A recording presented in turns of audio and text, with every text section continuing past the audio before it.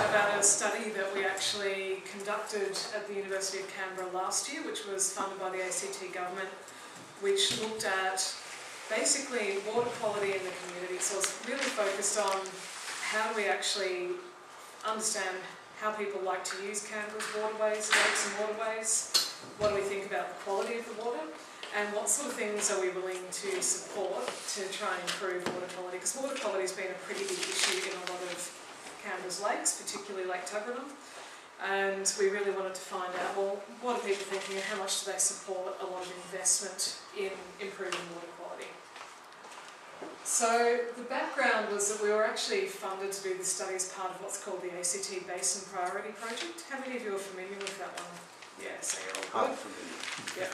Are we familiar? And it's moved on quite a bit since we did the study, so some of what I talk about is a bit behind the times. And it was also funded by the ACT and Region Catchment Management Coordination Group.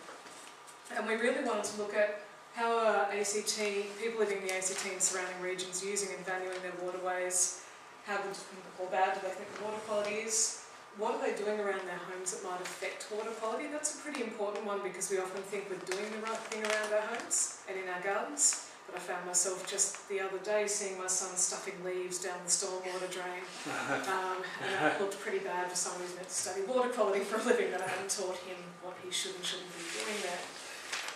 We looked at the acceptability of some of the actions that were being proposed in terms of infrastructure, community education, etc. to improve water quality. So I'm going to take you on a bit of a tour through it, but first, as a good researcher, I have to tell you about our methods, and I'm going to make that really short. But is anyone here a statistics nerd and gets really excited? Yeah. Probably Leon. Yeah, we're happy to chat afterwards because this will be a very brief overview. But basically, we conducted an online survey in winter last year.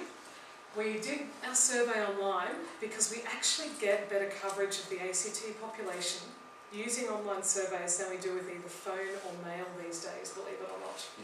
Phone surveys, so few people have home phones, particularly in the younger age groups, so we actually get poorer coverage than when we use online surveys. And mail surveys, we have a lot of highly mobile people in the ACT, so quite often you're addressing it to the wrong person. So what we did, we sent flyers to everyone's residence saying you can do this survey online, here's a nice easy web address, and it actually got us quite a good sample. We ended up with 4,700 people completing the survey. Of those, 4,500 actually lived in our study region, and we got a few who didn't, mostly Goulburn people. And most of them actually completed our whole survey, and any of you who did it knows it was frighteningly long, and that it's a pretty high completion rate considering how long it was. So thank you very much for taking part in what was a very long survey. Okay, so what we ended up with was 3,800 ACT residents, and we've broken them all down by region there. I won't go through the numbers, they're very exciting. For me as a researcher, what I was really interested in was, did we get a representative sample of people? And what we did was looked at our sample by people's ages, their gender, and also which suburbs they lived in. And we found gender, we got it dead right, so it was great. We had pretty much 50-50 women and men. With age, what's interesting is even though we did an online survey, young people were still underrepresented. And people aged between about 55 and 75 were overrepresented because... I like this meeting, huh? The story about the most civically engaged people, including the people with the time and interest in doing surveys, often do tend to be in the older age groups. So that was another reason we did our online survey. We were trying to get more of those younger people who are typically less interested in doing surveys. So they're over 18 now. So. Yeah, over 18. Just one question. You've got inner north and you've got outer north. What's outer north? We ended up defining, so outer north was actually Dixon, Watson, and Turner was just defined as being inner. I'm trying to remember. And Downer was outer. So it's just 3 suburbs in outer. The reason we separated that was because the really sort of inner north, say sort of Lynham, Turner, is actually quite socio-demographically different to your outer north. So people living in Watson, Downer and Dixon tend to be quite different in terms of age, occupation, compared to your Turner, Lynham, and a few of the others. So that's why we split them. We just wanted to get a little bit more definition in it. And you can actually download the whole report now online, and it actually includes a whole description of which suburbs are in all these regions. So you can have a look at reams of tables, basically. which I think is fantastic. So we ended up, we do a thing we call weighting, where we know we've underrepresented some groups, we actually weight our data when we analyse it so it's representative of the population. So in our case, the adult population. So everything I show you has actually been weighted to be representative. And that's probably enough methods for everybody. No one's dying to talk about methodology and sample weight techniques. Well, I would be, but I just didn't get a. I actually didn't see a survey, an option to take the survey. Yeah, so I don't know how you got it out, but I didn't see it. Yeah, so because we sent flyers, we got Australian Post to deliver flyers to every letterbox. We identified 6 postal runs where we're pretty sure they didn't deliver successfully. You may have been living in one of those. One was in Lynham, so, and we actually complained to Australian Post about this, but we can't do much about it. So that's one of the challenges we have. Even with Australian Post, the reliability of the delivery, in our experience, is between 90 to 92%. And letterbox drops from, you know, your junk mail deliveries, they're a bit lower because a lot of people don't want deliveries from them. So no method of trying to reach people is perfect. That's the reality. When did you do it? Sorry. July to August last year. Oh shit! I can. Yeah, it's a while. So yeah, and also fly is something a lot of people will miss. So we knew that, but it still works out as a very cost-effective way of surveying, which gets us a representative sample. So from my point of view, even though quite a lot of people won't have noticed it, it got me a good sample. So you ignore the no junk mail? Australian Post is allowed to deliver to no junk mail. That's why we use them. They have strict rules about when they can and when they can't. This type of thing was not considered junk mail because it was a university-run survey. So yeah, it's an important question, and we still get a few people ringing us up saying, "Why did you send that? Don't do it again." And we can't do much about it because we just send bundles of flyers to Australian Post. So in terms of results, I've got 5 areas I'd like to quickly run through, and I'll go through them one by one. They're trying to sort of take you on a bit of a picture of what we looked at. So I'll start with just looking at what we're using our lakes and waterways for, because we often think we know that, but it actually is something we need to think about quite often, because we're investing a lot of money assuming that different people want to use lakes and waterways for different reasons. Now, unfortunately, what you can't see is some of the bit up the top. So this is just basically saying who's using different waterways, and the blue is actually the dark blue at the start, if you can't quite make my things there, but this dark blue is ACT residents, the purple is Queanbeyan residents, because a lot of them come into the ACT to use our lakes, Pallaring residents, I suppose they're not any different anymore to Queanbeyan residents, should I say that? They're in that colour, and then we've got people from Cooma, Monero and Yass. So we're just looking at who's actually coming and using our lakes, and what we found was Lake Burley Griffin, lots of people from surrounding areas come and spend time around Lake Burley Griffin. It's not just Canberra residents.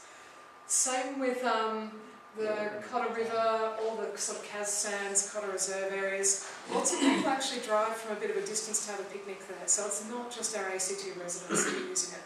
And that's what we were looking at here. So that, yeah. when you say 73% for... It was 79, so let's take Lake Burley Griffin. 79% of ACT residents reported spending time around there. So did 73% of Queanbeyan residents, so did 60% of Pallaring residents, 43% of Cooma Monero residents, and 57% of Yass residents. 73% of Queanbeyan residents is a much smaller figure than the 79%. Yeah, this is just the percentage of, so it's about how, yeah, the frequency, yeah. But still, overall, it's giving a sense of that use. We then asked people what they did around different locations, and I'm just going to give a couple of examples. The report itself actually looks at all kinds of waterways, but if we look at just the 3 big lakes, so Lake Burley Griffin, Lake Ginninderra, Lake Tuggeranong, the most commonly reported use is walking or jogging without a pet. So one of the biggest ways we get exercise in Canberra is walking around our lakes and our waterways. Storm drains were also really important places for walking, but people sometimes don't feel safe walking along the storm drains. So one of the areas, if we're serious about a healthy city, we have to think about how we manage that infrastructure. Picnics and barbecues were pretty common, but particularly around Lake Burley Griffin, not nearly as much around Lake Tuggeranong because it lacks a lot of the same facilities. And a lot of people also did things like commented in the survey, it smells. So there was a lot of concern about the health of Lake Tuggeranong. Bike riding, very reasonably common, so we're talking over a third of people doing bike riding around the lakes at some point in the last 12 months. Fishing wasn't so common in the lakes, but walking with a pet, about just under 1/5 of people.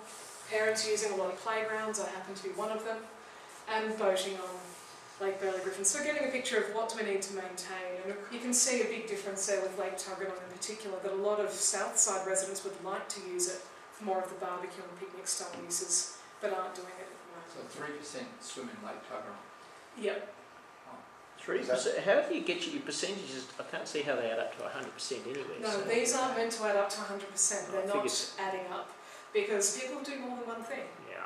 And they do more than one thing at one lake, so they can answer for every lake all the things they did. So Brave if you just 3%. imagine each of these also has, this has 24% of people who didn't do this. So this is of the people who spent time around that lake, what did they do there? Sorry, yeah. So, yeah. So we asked people first, did you use the lake? And then we asked if you go there, what do you do there? Of the people who use Yeah, the lake, of the people who 3% did swim, but they may have done something else. Yeah, most of them would have done walking. Yeah. I was surprised it was 3% swimming at Lake Tuggeranong, to be honest. But there are some pretty keen swimmers out there. Are they still alive? I know they didn't fill out the The only next thing I survey. know is they did the survey. Although we did ask about their health and well-being. So then we asked, you might be doing something but it might not be very important. So for me, I work a lot on people's health and well-being. If you want outdoor recreation to be good for your health and well-being, you need to do things that are important to you or that matter to you. So we asked people, how important is it to do different things? And it was actually, you were asked to rate it on a scale from, well, if you're doing walking, how important is it to you? On a scale from 1 to 7. 1 was not at all important, and 7 was very important. And the red means it's not particularly important to people. The yellow meant very important. And the most important things people said to them were being able to go walking, usually with other people. It's actually a very social thing to do. And doing picnics and barbecues, followed by bike riding. Our cyclists are pretty enthusiastic in Canberra. Had to stop my husband from trying to take the survey twice to encourage cycling, so that was unhelpful of him. So, yeah, so down the other end, a lot of people say that, you know, it's only the horse riders who find horse riding important, for example, but they find it very important. And we also asked about what we call experiences. So the previous one was very functional. We were like, is it important to you to be able to swim, to do this, to do that? This asks about the emotional reaction you get. How important is it to be outside in a pleasant area? Pretty important for most people. How important is it to relax or unwind? That's second from the top. It's very important. So the yellow's the importance. Spending time in nature, seeing birds and animals, and getting exercise, all pretty important. Less important was being able to go fishing, being able to commute to work, although that was important for a lot of our working age people. So remember, this is results for all of our respondents. And we've actually got quite a large proportion of retired people in some age groups, and also some uni students who aren't commuting to work necessarily. Being able to go into the water, it is actually important to quite a few people, and playground equipment is also very focused on people with school-age children. But, So but you're saying all that data is weighted anyway? it's weighted to be representative of the population. Okay, now, sorry about not being able to see the top. One of the things we do in the long report you can download is say, what's more important to whom? One of the things we found, I'll just pick one of the results. We found that people aged under 30 didn't spend as much time around waterways as most other Canberra residents. Later in our results, we actually found that they also do a lot less to protect the health of our waterways. So they're doing some of the less responsible things. They often live in rental residences. They don't actually think about what's going down their drains as much as other people. But the one thing they did around water was they actually went jogging, because they're young and they still can jog, I guess. Speaking of someone who's had back surgery this year. So we're sort of looking at how can we use what they do around waterways to try and engender a better sense of wanting to take care of water quality or making those links. So that's something that we've been talking about with some of the ACT government people about how do we reach different age groups. So for example, we found that more of the over 65s spend more time around, but they're needing things like benches to sit down on. So are a lot of people who are younger but who have physical disabilities. They want to spend more time around the water, but they need a bit of assistance to do so. So facilities like access to toilets, access to seats where you don't have to get right down on the grass, those sort of things could help us achieve more health and wellbeing benefits from our waterways. So they're just some examples of some of the things that came out. Okay, now that's sort of the first bit I wanted to cover, that who uses lakes and waterways, what do they do there. I'll probably skip water-related knowledge and information. We've got a whole laundry list of where do you get information about water.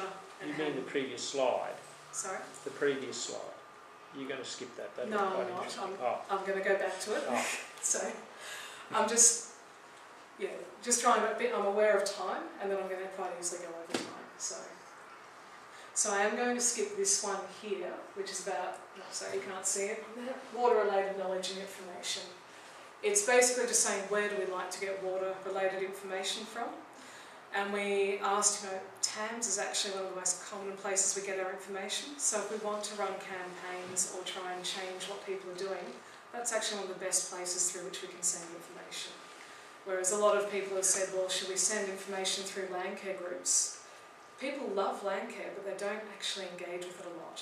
Not very many Canberrans are members of land care groups or get information from land care websites. So one of the things we've been doing is saying, well, how do you target the information if you're going to generate it?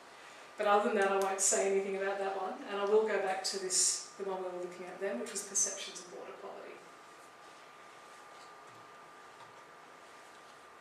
So one of the first things we did was just asked how big a problem people thought different environmental issues were in the region. And we included things related to water and things unrelated to water. The reason we did that is because we wanted to see where water quality sat relative to other environmental issues. How important is it considered to be? So feral animals was actually the thing that the largest proportion of people thought was a problem in the region. So 2/3 of people said that feral animals was an environmental problem around here. Invasive weeds, a pretty similar amount of people thought that was an issue. Poor water quality in lakes actually came in at number 3. Almost 60% of people feel that's a pretty big problem. And if you take just the south side people, it's quite a bit bigger. So it differs a bit depending on where in Canberra you are. So, and we've got a whole laundry list of things. So very few people think there's any problems with tap water or any problems with air pollution. That's good because all the independent evidence tells us there's not too many problems with either of those things. So we saw quite a lot of concern about water quality. And again, we've got a whole laundry list of who's more or less likely to be aware of poor water quality in lakes. That's important for us because if we're trying to change how people take care of waterways, we need to know who we need to look at. And it was interesting, people who lived here less than a year, less concerned about water quality. Renters, they were really unconcerned about water quality, and rental households are a huge proportion of the ACT's population. A lot of our houses and backyards, not just units, a lot of our houses are managed by renters. So what's the level you said is huge? What proportion is it? I'm trying to remember, it's in our report, it's around 25% of houses, and then of units it's a higher proportion. And we were looking specifically at houses because that's where you've got a lot of gardens being managed in rental properties, and garden management is where we get a lot of organic matter that flows into the lakes and can cause water quality issues. So that was one of the reasons we were specifically looking at whether renters had different views to non-renters. Interestingly, people who were really happy were less concerned about water quality. We haven't put in a recommendation that we should make people more sad. That's a bad idea. But we do need to be aware of how that can actually, sometimes when people are doing well in life, they don't notice some of these problems as much. And we have people with high median incomes in Canberra, who've got some of the highest well-being. Sometimes it can make us ignore some of these issues a little bit more. So that's just a couple examples from that list. So here's a list of, we asked people for the places, the water-related places you spend time around, what do you think is the quality of the water? The dark blue is poor quality, medium blue is neither poor or good, the light blue is good quality, and this grey is don't knows. And top of the list is Lake Tuggeranong. 63% of people who spend time around there think that Lake Tuggeranong has poor water quality. Only 11% thought it had good water quality. And most of those were renters and young people. So it's interesting that we do have a very strong nexus there. Second on the list of poor water quality was Lake Burley Griffin, followed by Lake Ginninderra. But you can see with Lake Ginninderra, only 43% of people felt there was poor water quality. All the water scientists cheered when I gave them that result because that is consistent with their water quality monitoring results. Yeah, so they were quite excited by that. Some of the other results weren't as consistent. Okay, I won't go through the whole list. We asked about everything down to places like the Goodra-Digby River, so we asked about quite a lot of rural waterways as well. What was that? Where is it? Goodra-Digby. That is Tumutshire. It sort of flows through from Coombe and Monaro into Tumutshire. Oh. So it's a good, really good fishing river. So, okay. So I said that we were going to skip water-related information, so I'm going to keep to my promise there. We're going on time. 2 bits to get through. That's okay, because I mean... We're sort of discussing the as we go along. Can't you tell It's reducing questions. It was taking a couple of questions along the way, which is actually fine. Okay, so then we asked people what they did in terms of managing water at home and in the garden. And one of the first things we asked was what went down their drains. And we were interested in stormwater quality, but we actually asked people what went down all the different types of drains they had, even the ones inside the house that don't go into the stormwater system. So when we asked people what goes down the drains inside your residence, and we said that meant things like your sink, your toilet and your shower, we asked if detergent or cleaning agents went into the drains, and pretty much everyone said they do. That was actually good because it was a little bit of a test question to see if people were reading the questions correctly. 81% said it went into their drains regularly, 16% that it went into their drains sometimes. Cooking oil.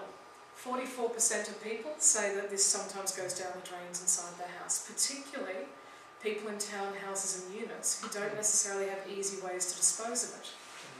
And that's a key issue we've identified, is that it's often people for whom it's more of a hassle to try and get rid of it who are putting stuff down their drains. So we need to provide easier ways for people to dispose responsibly of things. So rather than sort of saying don't do it, let's make it easier to do the right thing. That's one of our key recommendations.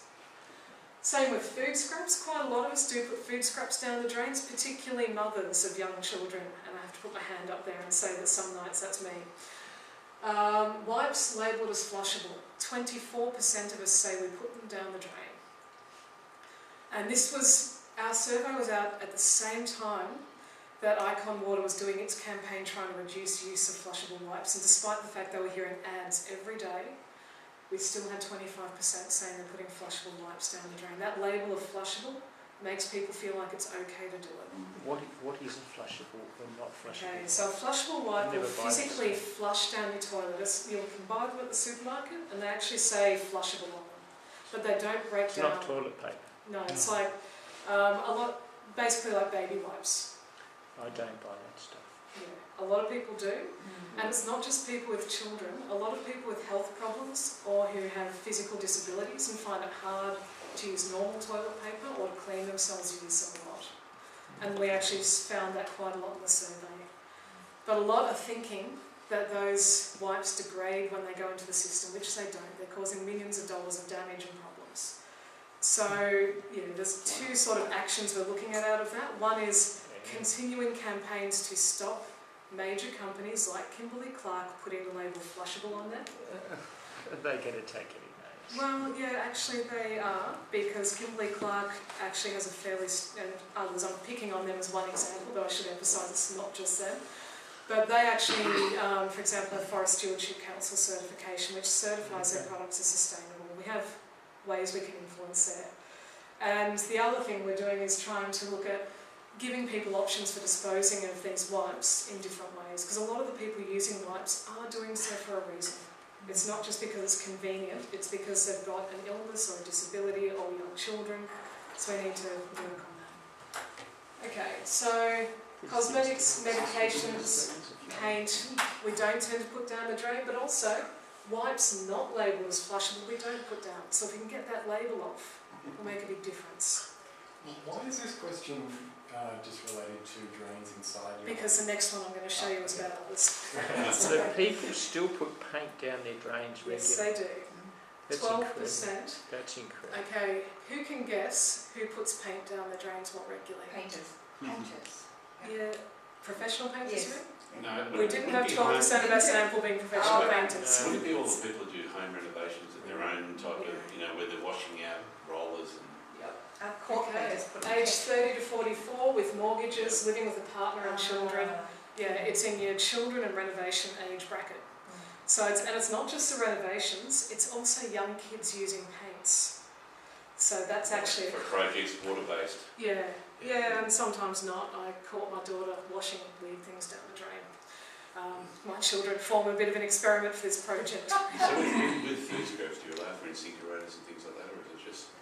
Yeah, we didn't actually specify about that. There's not high use of those in Canberra. Anymore, yeah, or Yeah, so- at all, yeah. So then we did ask about what goes down the tap drains outside your house, and then we asked about what goes down the sewage drains out in your street. Motor oil, some sort of... Sorry, I can't hear.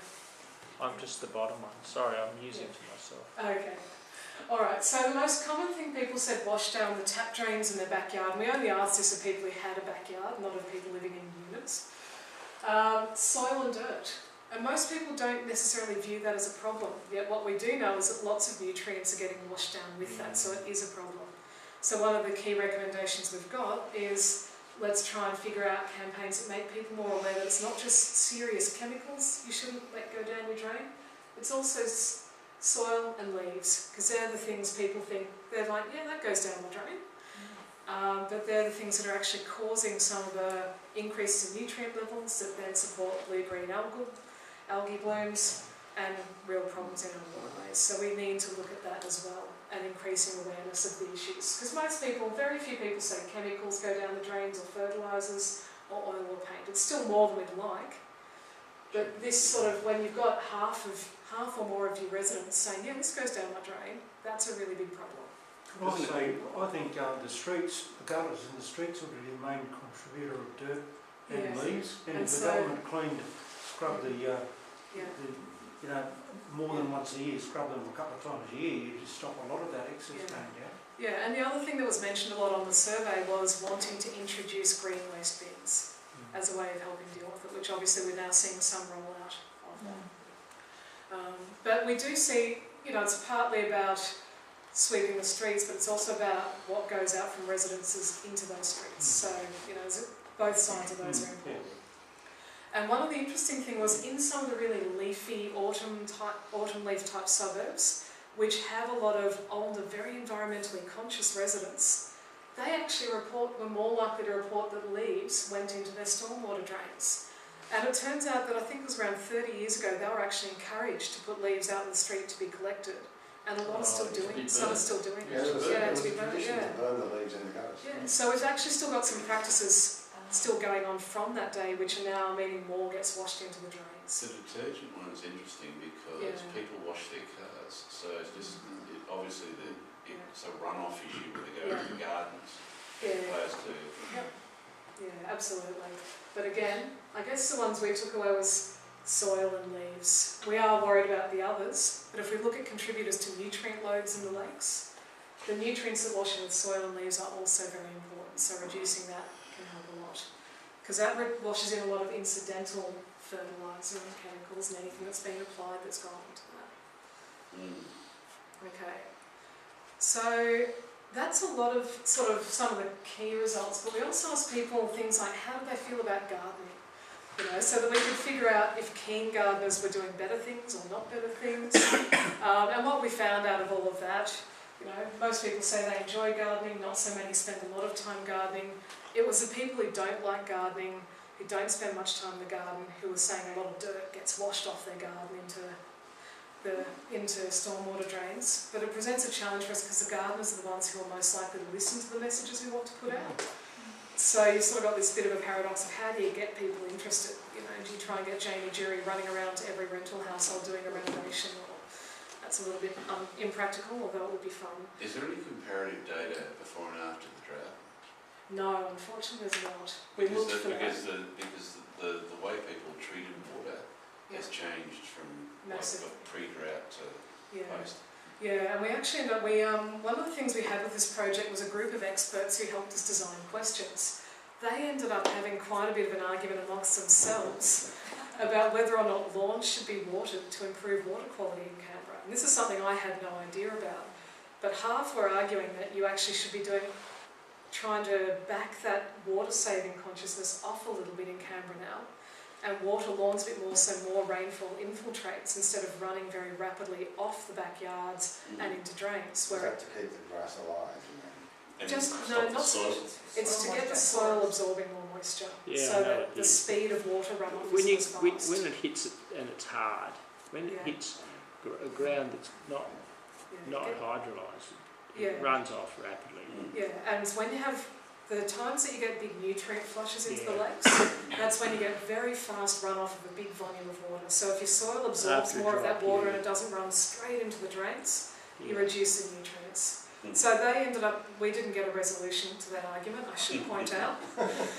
But it was an interesting debate because it highlights that tension sometimes between trying to save water, but then using water in ways that reduces some of those negative effects for our stormwater drains. So it's, so It's like 5 minutes in a sprinkler versus people who just throw their hose out the back and when the drought comes on just let it run. yeah. So But you're right, there would be really huge differences between what Canberrans do now and what they did pre-drought. But unfortunately there's not good benchmark data that we can use to compare. One of the things we're hoping is that this sort of a survey can actually be repeated every few years so we can, going forward, see how things are changing. Because Canberra's got a really rapidly changing population.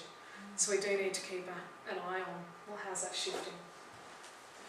Now, I'm not going to talk through too much more of this, but we also ask people, what do they do around the garden? Are they mulching their garden beds, which again slows water flow? Are they raking up their leaves, which is an important one? Are they composting or mulching leaves or grass clippings? Are they leaving the leaf litter where it falls or on the lawn? Are they taking it to the tip or to the green waste facility? We also said green waste. And are they using a leaf blower? And leaf blowers, by the way, are not inherently bad, even though they irritate a lot of us. It depends how you're using them. So are you using them to blow stuff into the street, or are you using them to actually get them to a nice neat pile away from where they're going to go into drains? So we weren't assuming that using a leaf blower is bad. And they're actually very useful, for a lot of people who have physical disabilities or limited time. And we did have a small number of people, 7% said they actually actively blow leaves and grass clippings onto the street, which is sort of our worst case scenario in a way. But that was a lot of people living in Gungahlin townhouse residences. And when we talked to a few people out there, they said, well, there's nowhere else I can put it. Because they've got such small, even if they're in townhouse, they've got very tiny strips of garden, not many places for composting, and a lot of them don't have cars to take it to green waste facilities. Can I say it's also, I've noticed in Dixon, and there's one street with a lot of pin oaks, and because a few people do it, other people then feel that they've got permission To do it. So something like, oh geez, I wish I could do that, but no one else does, suddenly turns into, I'll do that because someone else You're is. saying that there are substantial numbers of people in Gungahlin that were car-free households. I didn't look at that. What I'm saying is that a lot of the people who reported doing this were in a car-free household. So, and we do know that in Gungahlin you've got quite a lot of uni students in particular who are car-free. So or who have small cars which are harder to transport clippings to places in. So one of the things they're starting to do now is provide areas which you can walk your clippings to in some of these neighbourhoods. And that's discussed as whether we can do a bit more of that to provide more options for people, and then provide a resource you can put on a veggie bin or something like that, because you can actually use your gardens. So there's some great options we've got here for just helping people have better options for what they can do to manage some of their organic matter. So I just noticed, it's a real indictment on us, raking, blowing leaves and clippings onto the street, inner north and inner south residents, people. Yep. I'm out of all. And outer, you're outer north. It's an outer north somewhere over there too, I noticed. Yeah. But, There's grass clippings left on lawn. Yeah, one of the reasons that's the case though is because you tend to have more Well, to execute. deal with. So if you live in a suburb that has more leaf fall, you're more likely to be doing a lot of this stuff, and that's a lot of the inner north suburbs. Absolutely. So we shouldn't entirely be saying. We've also got some of the most environmentally conscious people living in the inner north. But yeah, they've got some of the most heavily deciduous tree areas and a lot of leaf fall. Yes. So that, whereas say where I live in Western Creek, we've got a lot more native vegetation on median strips, so we don't have as much leaf fall to deal with in some of our area. So we've got to be a bit fair. That's an interesting misnomer, Yeah, because all trees drop leaves. they do. Most of the natives and eucalypts do it throughout the year, whereas deciduous trees do it in one fell swoop. Yeah, and that's what I mean when I say deciduous trees. So there is less volume of leaf drop from the native species and the non-deciduous. And there are actually deciduous native species as well. So I was originally trained as a forester, so I know what you're talking about. But you can't hide that because I don't work as a forester anymore. So I'm a social scientist now. We also asked how people use things like fertiliser and pesticides in their garden. And it was interesting, we were looking at, well, you put fertiliser on the garden before or during rain events, sometimes or regularly for about half of people, because it actually then it avoids you having to water it in. But it also means if you do it before the wrong rain event, that a lot more of it washes off. Away, yeah. So that's one area where, because it's enthusiastic gardeners doing that, we've got good potential to say, let's just have a look at the predicted severity of that rain event and maybe back off a little bit on some of the fertiliser application just before heavy rain. So that's where we're looking at messages like that can come through things like a little sheet in the fertiliser aisle at Bunnings, things that talk about how you can do responsible practice with your fertiliser. So, because there's things you don't think about. You think, well, I'm going to conserve water by putting my fertiliser on before it's going to rain naturally. Great, I'm doing a good thing. But you don't necessarily realise that also has some implications for runoff. You could probably just lightly water it in if your soil's hard. Yeah, and that sort of thing can work really well. So. Well, when you talk about runoff, obviously it's a question of where your stormwater drain is. It is, absolutely. And that's something that in our survey we can't pick apart the nuances of all of that. But yeah, depending on what sort of block you're on and where it runs to and whether you've got contour beds and all that sort of stuff will completely change what's happening. Well, mine's cold, so... And yeah, we also asked how people water. Are they using hoses, sprinklers, drippers, water tanks? And this is all information you can get in the report. We asked how frequently they water, and that was about that water absorption issue. We asked what sort of things were on their nature strip, and this was before there was that proposal for veggie gardens on the nature strips. So we've just finished the survey when that proposal came out. So we just asked things like, do they have trees, grass, gravel, bare patches of earth? 31% say we've got bare dirt on our nature strip. And again, younger people who are renting a residence, much more common. So. Okay, and we asked, how do you manage your nature strip? We had a bit of a focus on that because your nature strip is the thing that is closest to your storm drain. So a lot of what happens there can more easily turn into things entering your storm drain. And not that many people, a lot of people do rake their leaves up from the nature strip, but there's 41% who say I never do that. So it's not necessarily part of our culture to do that in Canberra because it's a nature strip. So that's something that means quite a lot of leaves can end up just blowing into stormwater drains from nature strips. Now, we're not suggesting that every single person should rake up every single leaf from their nature strip, but there's some potential there in areas where we know there's big organic loads going in to change what's happening. That's what lawnmowers for.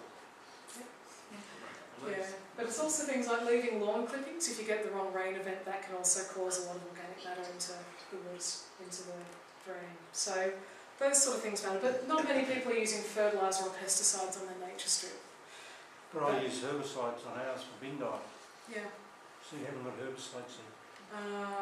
No. This is a shortening of the full question, Okay, so it's right. possible we actually said herbicides/pesticides. Pull them by hand now before they seed. So, Yeah. are you saying that, like, because it's drought related again, so you're saying unkept areas that have got more dirt or soil that wash off into the waterways are unhealthy for the water? Yes. Okay, so a lot of soil washing into the waterways, can actually have quite bad implications in terms of increasing nutrient loads in the Including lakes. grass clippings as well. So. Including grass clippings, Okay. So the challenge here is that when we look at the algal blooms, which are one of our biggest concerns, what drives that, and this is by the way me repeating what my water scientist colleagues tell me, I am not a freshwater ecologist, but I have an office right next door to about 25 of them.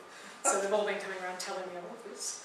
But basically, when you get an algal bloom, what tends to have happened is you've had a big flush of organic matter, which causes a lot of nutrients. A process of deoxygenation happens because you get everything munching away on all the organic matter, using it up, and sucking all the oxygen out of the system as it does that.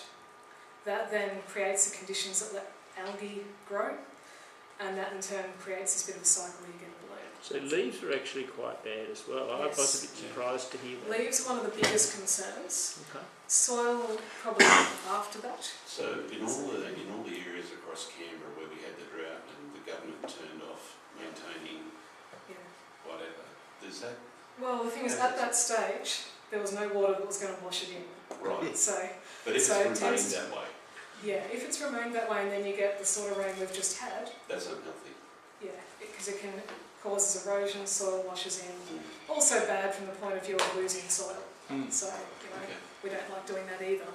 Because the topsoil tends to be where your best growing soil is. It's also a real problem with knock-down rebuild places because in parts of Regus, where I am, we've got completely bare heritage streetscapes. We've got completely bare soil. Until they get rebuilt. Until they get rebuilt, not only because of the particular way the builders decide to build. When you actually cordon off the trees and make sure that they enter the right way, you don't have that problem. There's two places in Murrindara Street at the moment that were a quagmire over the last couple of weeks, which is appalling. Yeah, there's been a lot of places where we don't normally expect the sort of rain in Canberra that we've had the last couple of months. There's a lot of, if we look at Canberra, there's a lot of households that post the drought didn't reinvigorate because there used to be all green lawns and everything else. They've left a lot of things natural, and that, in streetscapes is more common now. Yeah, and that's one of the things I've asked sort of my water ecologist friends about, and again, they get to that divide. They're sort of like, well, water conservation is important, but at the same time, maintaining green cover is important to stop all this stuff washing into our waterways. So in their view, trying to maintain some sort of cover. Now, they're not suggesting high water using plants, but grasses that can be maintained with reasonably little water, plants that can also be maintained can help reduce some of this stuff. So I'm going to finish soon, because I think we probably should. But basically we also just did things like look at what people said were barriers to practices that are usually considered to help some of these things like composting. And most people actually said there wasn't really much barrier at all to composting, but if they did, lack of time and equipment, under 30s, they think they don't have any spare time. Which, and it's interesting because I remember thinking that, and then I had children. We're sitting around drinking peace trying to chat up dealers, I know why. Now, the biggest barrier to taking leaves and clippings to green waste facilities is lacking a suitable car or trailer. And that was particularly the case with single parents, group houses, people who are studying, renters, people in the Gungahlin, and people in the outer north. Who lives in the outer north? So there you go.